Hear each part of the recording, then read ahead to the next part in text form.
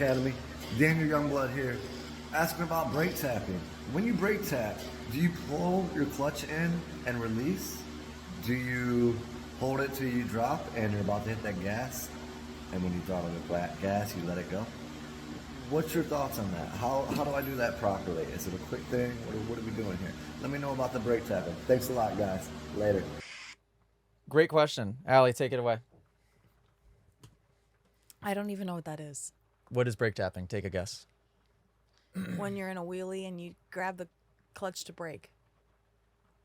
Correct. No, it's not. No. I was going to say, Good question. Wow. Good question. And sometimes I don't go super into depth in this because it's like one of those things that I teach and then I forget that a lot of people don't even understand the basic concepts of it. So yes, you pull the clutch in, but I pull the clutch in the same way that I would pull it in when I'm shifting, which is one finger on the clutch and I pull it in till it hits my knuckles. So it's like it's an inch. I'm not going all the way into the grip. It's just like an inch I'm pulling it in. There's a couple ways of doing it. Yesterday I was hitting a 140-foot jump that I was brake tapping because I had fun flying through the air nose down on it. But to do the nose down effectively, I would brake tap early, first of all. A beginner and most people should wait to brake tap until you're at the height of your jump. Because at the height of your jump, you know the distance that you're going to get and you know what the pitch of your bike is going to be. If you do it early, you don't really know your distance read just yet. And you're not quite totally sure the pitch of your bike. So hitting it early is a high level maneuver. Like you have to be careful with it. Even it scares me. Josh Hansen's really good at it. Barsha does it really well.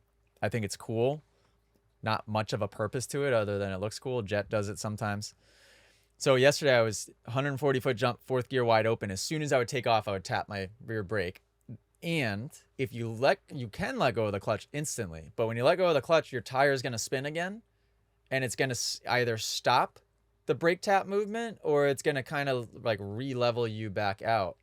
So you might end up having to pull the clutch in and brake tap again if you're in the air for long enough. So what I would do is I would tap early, pull the clutch in, tap early, and hold the clutch in so that way the bike would slowly keep doing this. And then when I got it to a point where I was comfortable, I would let the clutch out. And then if I needed to, I would give it a little blip of throttle and it would get that back tire back down just a little bit where I wanted it. And I think that's a lot of people, when they learn jumping, the way that I teach it with the head really far forward, some of them will learn and they'll start to just do that slow motion nosedive. If you listen to anybody that jumps, they give it a little blip midair. And now it depends where in the air you want to do it, because what that'll do is it'll get that bike perfectly stopped, leveled out where you want it. A little blip of throttle in the air will do quite a bit to that bike. A brake tap will do quite a bit. And you can abort mission on the movement, meaning you can brake tap and go, oop, that was a bad decision, and blip it, and you usually get yourself right out of what that brake tap did. Did that make sense? Brake tapping is a good skill to learn. Good skill to learn, especially when you're jumping a lot. And Supercross is very important because you have to be downsiding really steep obstacles. Let's run myself through a lap yesterday. No brake tap. I would brake tap the table. There was a big tabletop going back towards the parking lot. I would brake tap because I was going nose low.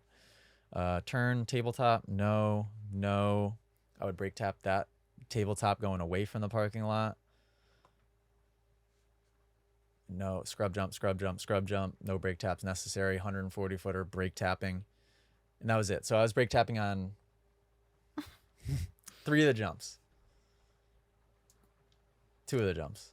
3 of the jumps on the track. And there was like 20 jumps on the track. So if that gives you any reference. If you guys enjoyed this podcast clip and you want to listen to full episodes, go download them. Spotify, Apple Podcasts, and I think that's it. Go download them there. Give them a listen. If you want to watch full episodes, which I tell you what, it's even better to do that. Go to club.themotoacademy.com because Moto Academy subscribers inside of the app have exclusive access to watch the entire episodes. And not only that, the subscribers actually can send in their questions to be answered on the podcast as well. Club.themotoacademy.com. Go subscribe.